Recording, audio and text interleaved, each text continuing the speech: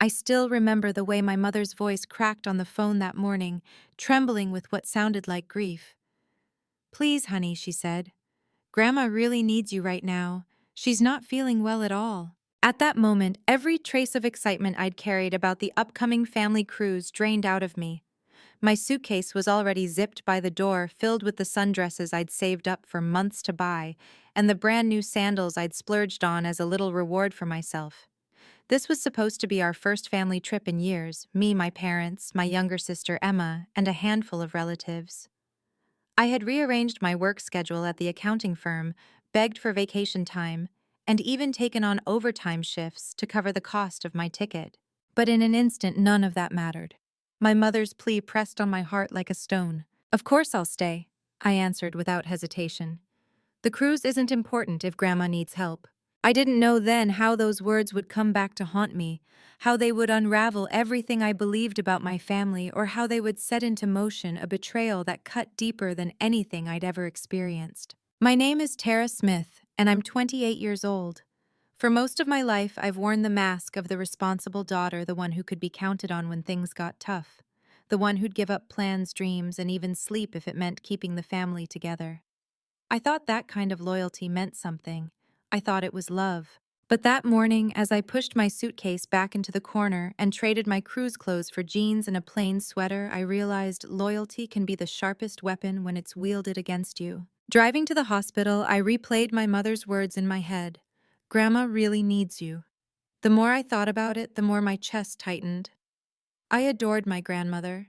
She had been the one constant in my life, the warm embrace in a childhood that often felt cold, the voice that reminded me I mattered when my parents seemed to forget. I clutched the steering wheel tighter, determined to be there for her. I didn't even question it. That's who I was, Tara, the dependable one. Then my phone buzzed with a notification. It was from Emma, my younger sister, the one who had always been the sun in my parents' universe while I hovered somewhere at the edges like a faint star easily overlooked. When I saw the image on her social media post, my heart stopped. There they were, my family, my parents. Emma, my aunts and uncles, all standing on the deck of the cruise ship, champagne glasses lifted high, smiles stretched wide across their faces. The caption burned into me like acid: "Best vacation ever. So blessed to have such an amazing family." Cruise life, family. Time. I pulled over to the side of the road, shaking my breath coming fast and uneven. My eyes darted from face to face in the photo. They weren't worried. They weren't sad. They weren't sitting at Grandma's bedside in a hospital room. They were celebrating. They had left me behind. And worst of all, they had lied. By the time I finally made it to the hospital, my hands were trembling so badly that I could barely hand over my ID to the receptionist. She tapped at her computer, then shook her head politely. "There's no record of your grandmother being admitted here." I tried again, listing her full name, her birth date, every detail I could think of. Still nothing. My calls to my parents went straight to voicemail. Emma, I soon discovered, had blocked me on social media within minutes of me seeing her post. It felt like a physical blow. I stumbled out of the hospital into the parking lot, the world tilting under me. I didn't know where else to go, so I drove to Grandma's house. Her lights were on. When she opened the door, she looked healthy, whole, and completely bewildered to see me in such a state. "Tara, what's wrong?" she asked, her arms pulling me into a hug before I could even form the words. The scent of her lavender perfume filled my senses, and I broke. Tears streamed down my face as the truth tumbled out: the cruise, the lies, the photo that had shattered me. Grandma's expression hardened with disappointment as she listened. She had always been fair with me, and Emma always tried to balance the scales, but my parents? That was another story. "You know," she said, finally, her voice heavy. "Your mother asked me last week to play along if you came by. She wanted me to pretend I'd been in the hospital. I refused. I never thought they'd actually go through with such a cruel scheme." I stared at her words, catching in my throat. "They didn't even need an elaborate excuse," I whispered. "They could have just told me they didn't want me there. Instead, they used you, knowing how much I care about you, to manipulate me." Grandma's hand tightened around mine, her grip surprisingly strong for her age. Sometimes people show you exactly who they are, even when they think they're hiding it. The question is, what are you going to do with that knowledge? Her words dug deep. I had spent years convincing myself that the favoritism wasn't real, that maybe I was imagining the way my parents bent over backward for Emma while leaving me to fend for myself. When Emma wanted dance lessons, they found the money. When I needed help with college tuition, I took out loans. When Emma needed a car, they bought her one. When I needed one, I worked 2 jobs to afford it. I thought it was just bad timing, bad luck, or my own failure to be what they wanted. But sitting in Grandma's living room that night, I realized it wasn't my imagination. It had been deliberate. And this lie was the proof I could no longer ignore. Little did I know Grandma had been watching all along. Watching, recording, and waiting. As I wiped my tears, my phone buzzed again.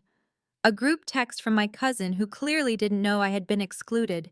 She had accidentally included me in her vacation photo dump. I scrolled through the images with a sick feeling in my stomach.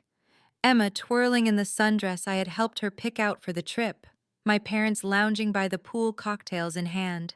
The whole family gathered for a formal dinner, all dressed up and glowing with joy. And then I saw it. Around my mother's neck was a diamond necklace. I knew too well the one Grandma had given her years ago with explicit instructions. It was meant to be passed down equally to me and Emma on our 30th birthdays. I showed Grandma the photo with shaking hands. She gave it to Emma already, didn't she? Even though I'm the older one. Even though we were supposed to share it. Her face darkened. That necklace has been in our family for 3 generations. I gave it to your mother with very clear instructions. And if she's given it away already... Her voice trailed off, but her eyes were blazing. The betrayal was no longer just about a cruise. It was about money, power, legacy. And in that moment, as Grandma rose and walked to her desk, retrieving a thick manila envelope she had hidden away, I felt the ground shift beneath me. Tara, she said, placing the envelope in my hands, I wasn't going to show you this yet. But after what they've done, you deserve to know the truth. Inside were records, bank statements, photos, emails. Years of evidence documenting how my parents had favored Emma, how they had used money meant for me to lift my sister higher, while I struggled in silence. I felt sick, angry, vindicated all at once. The betrayal I thought was about a single cruise was only the tip of something far darker. And Grandma knew it too. I barely slept. The manila envelope sat on my kitchen table like a living thing, breathing in the dark, humming with everything I had tried not to see for years. I would walk past it, telling myself to wash the dishes, or fold the laundry, or scroll mindlessly on my phone. But the papers drew me back a tide I couldn't resist. In the gray light before dawn, I made coffee and started from the beginning, dates and numbers and polite emails that read like apologies, but behaved like knives. Transfers disguised as educational support, temporary help, family needs. The trail was so careful it felt rehearsed, a choreography of omission perfected over time. For every line that lifted Emma, there was a subtraction that leveled me. Once you see the pattern, you can't unsee it. It's like staring at wallpaper until the hidden image leaps out, and then it's all you can see. By morning, I was hollowed out and strangely calm, like grief had circled the room all night and finally taken a seat. I showered, put my hair in a low knot, and tried to decide if I should send a single text or wait. Waiting had been my default, my whole life. Wait until tempers cool. Wait until you have more evidence. Wait until your sister stops needing, until your parents start seeing. Waiting had become a religion. That morning, I renounced it. I opened my social media and wrote slowly and carefully the truth. Not the gush of rage that pounded in my chest, not the volcanic list of every slight and splinter, but the plainness that cannot be talked away, that I had been told Grandma was hospitalized, so I would miss a family cruise. That the cruise was in fact happening, that my ticket had been paid for with money meant for me, that a pattern years long and documented had lived in the quiet corners of our home while I smiled through holidays and washed dishes with my sleeves rolled up. I attached the photo Emma had posted, sunlit deck, raised glasses, the necklace glittering at my mother's throat like a verdict, and I hit post. The sound my phone made as the first reactions rolled in was absurdly cheerful. A cascade of chimes. The screen lit up with shock, with kindness, with the sharp-boned sympathy of cousins who had noticed the unspoken tilt in our family and hadn't known what to call it. Then came the private messages. I always wondered why you were working nights. When Emma. I thought it was strange when your parents. I'm so sorry, Tara. Like scattered birds returning to a single tree. My father called. My first instinct was to let it ring out into silence, but Grandma's voice moved through me like a hand on my back. Stand your ground. I answered and said his name, and it was like saying the name of a storm. Take it down, he said without greeting. His voice had that clean managerial coldness he used in boardrooms. You're embarrassing this family. I felt the old reflex reach for me, the one that apologizes before I've even done anything. I pushed it away. No, Dad, I said, careful and clear. You embarrassed this family when you lied about Grandma being sick, when you took her money meant for all of us and used it to leave me behind. That's not how it happened, he snapped. And then, because this is how these things go, he tried to make the ground slide under my feet. We needed a break from your constant. My constant, what I asked. And I could hear my voice steadying like a bridge finding its weight. My constant reliability. My constant effort, my constant yes. There was a pause, a static heartbeat. Then he changed shape entirely. Take it down, he said low and threatening, or you'll regret it. You have no idea what's at stake. The words should have scared me. Instead, they felt like confirmation of a sign I couldn't read yet. Are you threatening me? I asked. I'm warning you, he said. Your mother and I have protected you all these years. We've kept certain things from you. If you want to play this game, fine. But remember, you're not the only one who can tell stories. He hung up before I could answer, which was its own answer. I stood in my kitchen, the hum of the refrigerator suddenly loud, my hands shaking only slightly. When fear doesn't get its way, it goes quiet and waits for another door. I refused to open one. I called Grandma, and she picked up on the first ring, like she'd been sitting with the phone in her hand. I told her what he'd said, and she didn't gasp or scold. She didn't tell me to be careful or back down. She was silent for a long moment, and then, go to your email, she said. I'm sending you something. It's time you knew. Her email arrived like thunder splitting a hot sky. Attached was a trust agreement 25 years old and drastically alive. My maternal grandfather, who died when I was a toddler, a gentle blur in a single photograph on our mantel, had left a substantial fortune to be divided equally among all his grandchildren when each turned 30.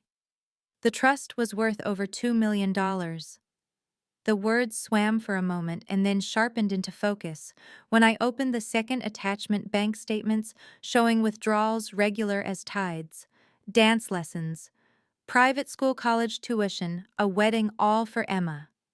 All taken from what was supposed to be my share. I scrolled and scrolled, the numbers piling up like snow until they became a single weight, the life I had lived in the absence of what had been mine. They've been stealing from you since you were 3 years old, Grandma said over the phone, her voice steady in the way a lighthouse is steady, not moving, even as the water slams itself to pieces below. Your mother convinced the trustee, my brother Michael, to give her early access to your portion. She said it was for your benefit. We know now whose benefit it served. I couldn't speak for a moment. Two things happened inside me at once. A splintered grief for all those years I'd stretched every dollar and told myself to be grateful anyway, and a clear glossy anger that did not hiss or sputter, but sat down at the table with a ledger and began to do the math. When my voice finally emerged, it didn't shake. Over $500,000, I said. Gone. Another email surfaced, this one from Uncle Michael himself. I can't keep quiet anymore, he wrote. What they did with the cruise money was the last straw. I've attached documentation of every withdrawal they made from your trust. I'm sorry. I should have stopped them years ago. The attachments told a darker story. It hadn't just been Emma's life their hands had fed. They had learned to feed their own too. Quiet transfers into accounts that linked to more accounts, the shape of a scheme. Why didn't you tell me sooner? I asked Grandma, not accusing, just aching. I only discovered the extent of it recently, she said. When I confronted your mother last month, she swore they would pay it all back. That's why I gave them the cruise money. It was a test. I could hear the iron in her voice now, the chosen steel. And they failed spectacularly. A sound escaped me, half laugh, half broken thing. They did. But their failure gave us what we needed, she continued. Proof. Your uncle will testify. My records, his documents, the crews. There is a body to this truth, and it's time it stood up. Legal action, I said, and the words fell into place in my mouth like they had been waiting for a name. Better, she said, and I could hear for the first time the plan that had been standing behind her eyes. Open the second attachment. I did. It was her will, updated days ago. My name spelled out in full was everywhere it needed to be, sole heir to her estate. Controlling interest in the family company where my father served as CEO. I didn't gasp. I didn't sob. I felt a clean corridor open inside me, a path I had been taught all my life not to see. It was there now, lit and undeniable. They're about to discover, Grandma said softly, that actions have consequences. The day cracked open. Uncle Michael met me at a cafe downtown, shadows under his eyes like ink. He slid a thick folder across the small table and kept his hands on the edges as if it might blow away. I've sent everything to the family attorney, he said. Your parents have called me 6 times since I hit send. What do they say? That it was for your own good, he answered, the disgust unhidden. That they were protecting you from too much too soon. But there's more. He reached into his briefcase and pulled out another sheet, a set of recent transfers looping like eels into an offshore account. They're moving money, planning to leave. The cruise wasn't just a vacation, it was a test run. Passports, dots on the map. The cafe noise sharpened around me. The rattle of ice, the hiss of steam, and then fell away again as my phone lit up with a text from Emma. I know what you're doing. You've always been jealous. By the time you figure it out, we'll be gone. You'll have nothing. It should have hurt. It did, but only for a second. Then it became a shape I recognized, Emma playing the part she'd been cast in even as the stage turned under her. They're moving faster than I thought, Uncle Michael said, paling when I showed him the text. We need to act now, Grandma answered before the second ring. They're at the company, she said, no preamble, just the urgency of truth. Security called me your father's cleaning out his office. Can they stop him, I asked. Better, she said, and there was a current beneath her voice I had never heard before. I've called the police and the FBI Financial Crimes Division. They're on their way. And Tara, listen to me, you need to go. You are the controlling shareholder now. The paperwork was filed this morning. I stood so fast my chair scraped loud against the floor. They don't know yet. No, she said. And that's our advantage. Get there before any evidence disappears. Michael's documentation is damning, but there may be more. On my way to the car, another text, my mother, her words a fist. Ungrateful child. After everything we've done for you, you'll regret this. The threat slid off me like rain off a coat. I had the truth now, and a different kind of weather inside. The company's headquarters rose out of the late afternoon like a glass confession. I pulled in just as my parents stepped out of the revolving doors, each carrying a banker's box. Emma hovering beside them with a look I recognized from childhood. The wide, watery fear that always managed to make me the aggressor for noticing it. They froze when they saw me. What are you doing here? My father demanded, defaulting to the voice that works on young employees and frightened receptionists. I watched him search my face for the old obedience. It wasn't there. Funny, I said evenly. I was about to ask you the same thing, especially since you're removing items from my company without authorization. Emma scoffed. Your company, what are you? I held up my phone. Ownership documents glowed on the screen. Grandma transferred her controlling shares to me this morning, I said, each word a rung on a ladder I was already climbing. As the new majority shareholder, I'm very interested in what's in those boxes. Perhaps evidence of what you did with my trust fund. I looked at my mother when I said it. Her face blanched a shocking bone white. Sirens braided into the air. Police cars slid into the lot, lights spinning. Unmarked sedans sighed into parking spaces and released agents with the unhurried gait of people who know they have time and proof. Uncle Michael pulled up, and when I saw Grandma in the passenger seat upright, composed her mouth a thin line of purpose. I felt my heart do something I hadn't given it permission to do in 2 days, ache with love. You don't understand, my mother said, voice breaking into a practiced tremble. Everything we did was for this family. No, I said, and my voice did not lift or harden. It simply told the truth. Everything you did was for Emma. And now you were planning to leave with what's left of my money. I turned to my sister. Did you enjoy the cruise? Emma? Was it worth it? She burst into tears, not the delicate camera-ready kind, but the messy kind that blurs mascara and answers nothing. My father put a hand on her shoulder and half pulled, half steered her away as the agents approached. There was a brief exchange, the beginning of a formal unspooling. The air smelled like heat and new paper. Somewhere between the second and third siren, something inside me went quiet. Not the numb quiet I'd known as a kid when the house was loud and the only way to survive was to shrink. This was a different quiet, the kind that follows a verdict announced in a courtroom or the first steady heartbeat of a newborn, a quiet that means something has ended and something else has begun. The flashing lights painted everything in red and blue as the agents closed in. My parents' faces were masks cracking at the edges, Emma's mascara running as she tried to hide behind them. For the first time in my life, I didn't feel like the one left out of the family circle. I felt like the one standing on the outside watching a circle break. They were escorted back inside the building. Evidence would be collected, statements taken. Uncle Michael walked beside Grandma, his hand steadying her elbow. But it was she who seemed to hold him up with the certainty in her steps. I followed my pulse, thrumming, half afraid. This new authority could evaporate if I looked at it too closely. But the papers were real, the will was real, and the control was mine. Inside the office that had once looked like a monument to my father's success now looked like a stage set. The rows of awards, the polished wood, the family photo perched just so on the credenza, it all felt hollow, curated to impress outsiders. I realized I had never belonged in this space because it had never been about belonging. It was about dominance. And tonight that dominance had been ripped away. As files were boxed and agents cataloged every piece, my father turned to me, his voice rough but quieter than I had ever heard it.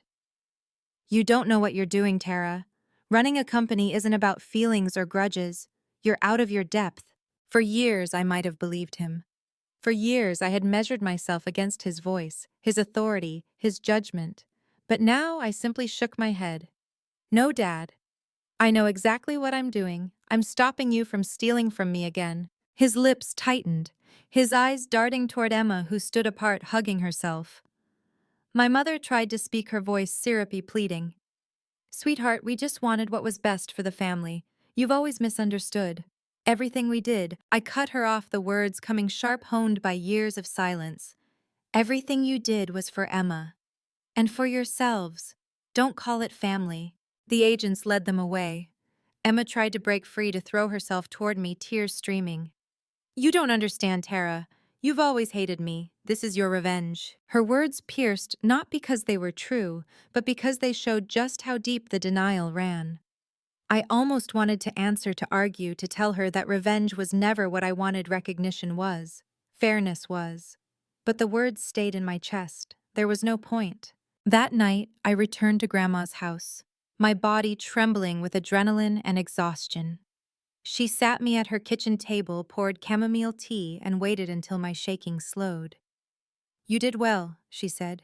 You didn't let them twist it again. I stared into the tea, the steam fogging my vision. It feels like everything broke. Sometimes things have to break, she said gently, so the truth can breathe. In the days that followed, the storm only grew.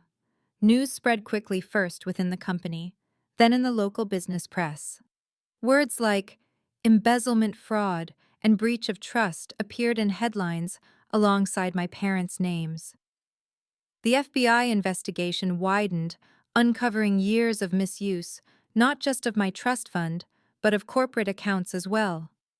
Shareholders threatened lawsuits, clients called for new leadership. Through it all, Grandma was my anchor.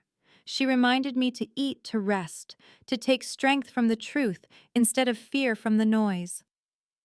Uncle Michael worked tirelessly with attorneys, his guilt a constant shadow, but his determination clear. 3 months later, the dust had settled into a new reality. My parents faced federal charges. Emma Cornard agreed to testify in exchange for immunity. She moved away, finally forced to stand on her own without their money propping her up. Her last message to me was an apology, long, wordy, almost desperate. I read it once, then set it aside. Some wounds are too deep for words to sew shut. And? I sat in Grandma's garden in Indianapolis, the autumn leaves drifting around us, like slow confetti, coffee warm in my hands. I thought of all the nights I'd worked double shifts, of the loans I'd repaid alone, of the quiet way I had convinced myself to be grateful with less. And I thought of the moment at the company headquarters when I stood tall with proof in my hands and fear finally gone from my throat. "You know," Grandma said softly, watching the trees, "your grandfather would be proud. He always said money reveals character, and now we've seen theirs and yours." I nodded, breathing in the crisp air. I had become more than the dependable daughter. I had become my own anchor. Under my leadership, the company had begun to change scholarships for employees' children, transparency, in the books, fairness where once there had been shadows. I never wanted any of this, I admitted. I just wanted to be treated fairly. Grandma squeezed my hand, her grip warm, steady. Sometimes life's greatest blessings come wrapped in its greatest betrayals. You turn their deceit into your strength. That's what matters. She was right. Betrayal had cracked me open, but inside the crack I found steel. The cruise they had taken without me hadn't been the vacation of a lifetime. It had been the beginning of their downfall and the start of my new life. I looked into the camera of my mind, the invisible audience I'd carried with me all along, and spoke as if to them. If you've ever been told you don't matter, if you've ever been erased from your own story, remember this: you are stronger than the lies told about you. You are more than the people who tried to diminish you.